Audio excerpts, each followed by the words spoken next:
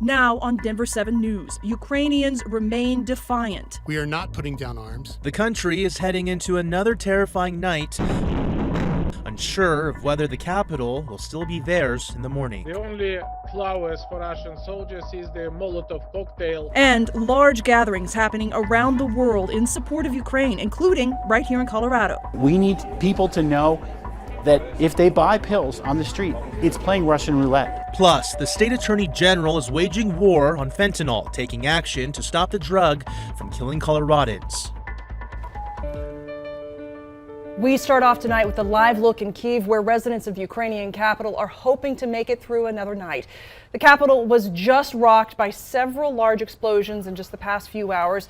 Not much is known yet about their source. And this is a live look in that region right now. You see the glowing there. We know there's reports of explosion. Just heartbreaking seeing that off there in the distance. Now, you might be wondering why the city is pitch black right now. That's because people are purposefully keeping their lights off to make it harder for Russian troops to navigate in the dark. And over the past few nights, most of the major fighting has happened between midnight and 4 a.m. Well, the lights are on and bright at landmarks across the world. In New York, the Empire State Building was lit up last night in support of the Ukrainian people. Thank you so much for joining us on Denver 7 News at 5. I'm Jacqueline Allen. And I'm Brian Wang. Russian troops are pressing on towards the center of Kiev. But U.S. defense officials say the fight isn't going as expected for Russia as Ukrainian troops put up a fierce resistance. Ukrainian military officials say their forces have slowed Russian attempts to surround the capital. U.S. intelligence officials agree, even taking that sentiment a step further. They say that Russian troops have failed to take a single Ukrainian city, other than the abandoned town around Chernobyl. But still, the fighting has managed to reach the ordinary people. Yesterday, a missile blew up parts of an apartment building in Kiev. But we have a lots of bombing, a lots of missiles attack, and that was it's impossible to imagine and impossible to explain how do we feel. Then 2 a.m., 3 a.m., 4 a.m. We have a missiles attack, very loud blast.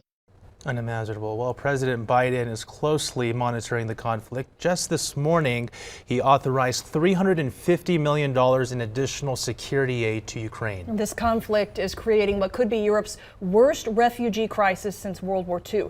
The UN estimates that more than 150,000 Ukrainians have fled into neighboring countries since the invasion started on Thursday. ABC's Aaron Katursky is live in Lviv with a closer look at the human impact of the war.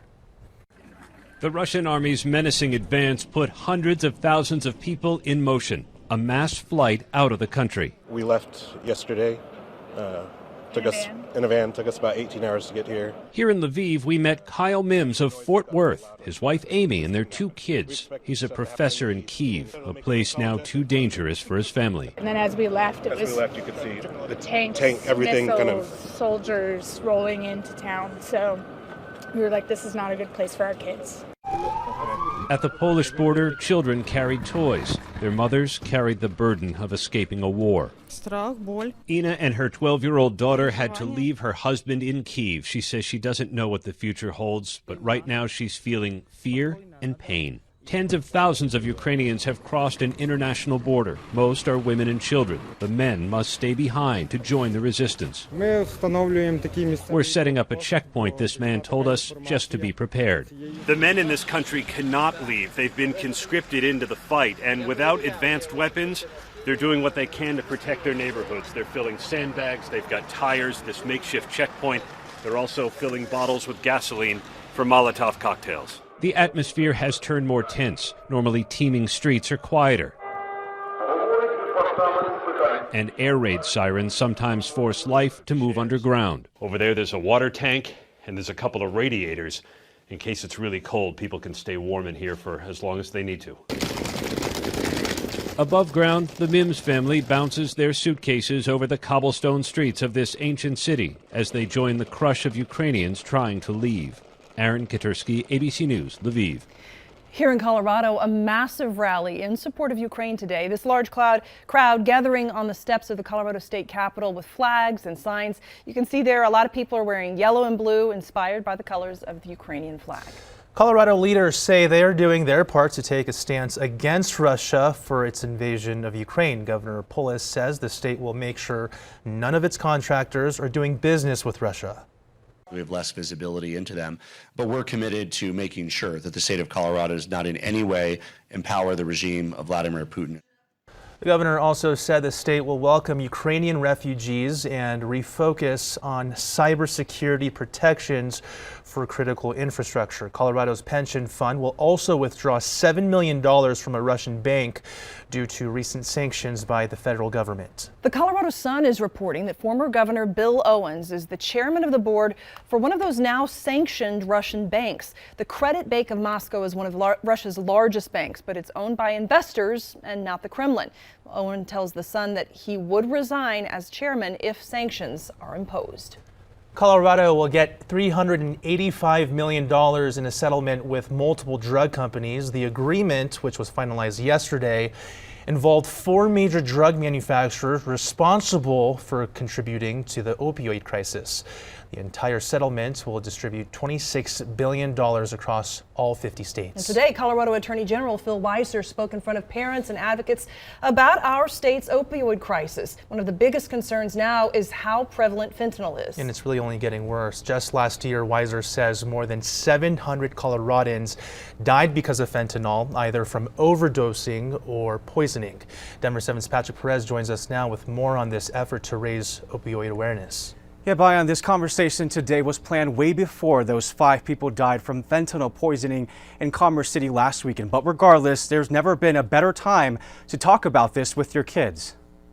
Inside Adams 12 headquarters in Thornton, a conversation that extends beyond the district's borders. There are people selling fentanyl today, knowing what they're selling, knowing people are dying and still doing it. Colorado Attorney General Phil Weiser, State Representative Shannon Byrd, and others gathered Saturday for a topic that's often hard to discuss. The kids who are vulnerable for substance use disorder, for potentially considering about suicide, for buying a pill that could kill them, are kids we need to be paying attention to. Saturday's conversation about opioid awareness was planned prior to last Sunday's fentanyl poisoning incident in Commerce City. 5 people who thought they had cocaine instead ingested a deadly dose of fentanyl. What happened last weekend underscores why this conversation matters. Among the audience and panel were people with personal connections to the opioid crisis. Tracy Ritter lost her son Evan to an overdose in October 2018. He was just 25 years old. I like to focus in on the life that he lived and the memories that we have of him regarding the incredible young man that he was and always will be with us. Tracy's participation in this conversation happened only thanks to the strength and courage she gained after her son's passing.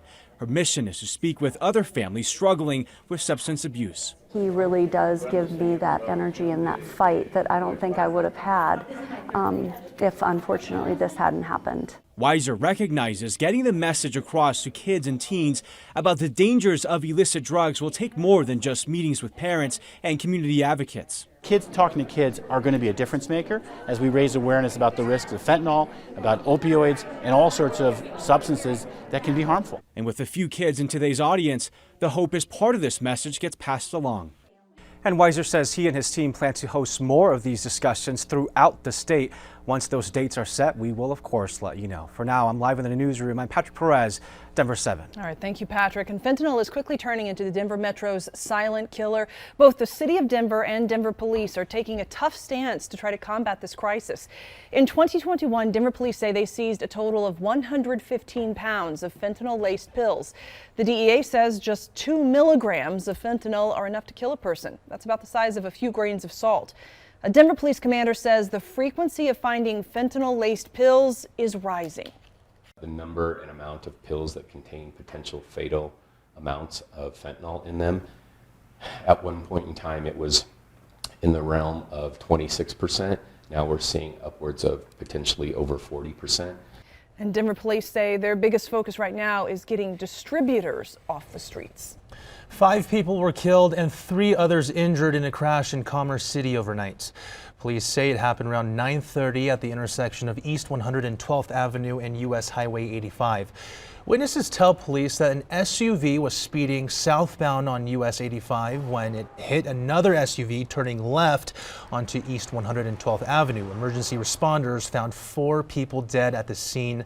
They took 4 others to the hospital where one of them died. The condition of the 3 injured people is unknown. Oh, such a tragedy. All right, the body of a missing snowshoer has been found near Aspen. Pitkin County search and rescue crews found Nate Schmidt's body today. Nate and 3 other people were snowshoeing near Marble yesterday when an avalanche hit. The 3 other people made it out alive. Wow.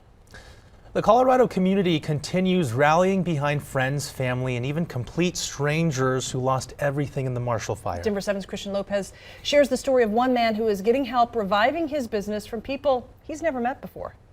It in like a digestive chai because it's really good for digestion. Amanda and Adam both share a passion for healing people through herbal medicine. I love to balance herbs and natural health and nutrition. But one of them hasn't been able to do that after the Marshall Fire. So I lost my home and business in the same swipe. That was the foundation of my business, was an apothecary. Amanda Klenner learned about what happened to Adam through a Facebook post. It said, you know, he's an herbalist and he lost a bunch of his stuff, and I'm an herbalist and I just downsized my business, and I know what it is to be a practicing herbalist and try to live your life. She wasn't the only one touched by Adam's story. We got him a hotel, then from the hotel we were able to find him someone that was going to let him stay with him until he got back on his feet. Emma helped me find a very helpful person who has helped me with a place to stay. It's a couple, but they're letting me stay in their basement and have a place to sleep and a place to shower. Appreciate that help from you and everything you've done. This generosity is now bringing Adam one step closer to reviving his business. Having some apothecary supplies donated gives me something to start with again, because I lost my source of income. As he works through his own healing process. If you have everything you need and you have enough to offer someone, it's really, really important. Reporting in Longmont, Christian Lopez, Denver 7. Only a few days left for Boulder County residents and businesses to apply for federal disaster assistance. The deadline is this Wednesday, March 2nd. Those applications can either get grants from FEMA or low-interest loans from the Small Business Administration. There are several ways you can apply. You can call FEMA, visit the Disaster Recovery Center in Lafayette, or apply online via FEMA's website or smartphone app. Lots of options. All right, debris removal in Boulder County is expected to start this Tuesday, and just this week officials announced that they will also remove foundations as part of their debris cleanup. Unfortunately, it is too late to still sign up. The deadline to opt in was last night at midnight. As vaccinations increase, Colorado is changing the way we treat COVID. Even though the virus is not gone, why Governor Polis says we have reached the point we can live freely, and what exactly that means. Plus, one of the state's largest school districts is dropping its mask mandate when DPS students will no longer have to wear one to class.